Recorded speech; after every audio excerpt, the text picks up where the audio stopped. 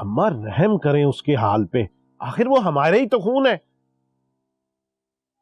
हमारा खून है इसीलिए जिंदा है और रहम कर रही हूं उस पर,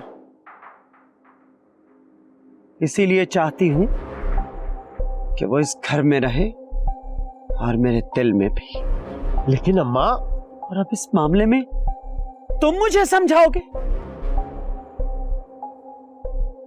तुम मुझे अक्ल दोगे कि मैं क्या करूं और क्या ना करूं। अभी तुम इतने बड़े नहीं हुए कि मुझे समझाओ। ठीक है अम्मा, जैसे आपकी मर्जी।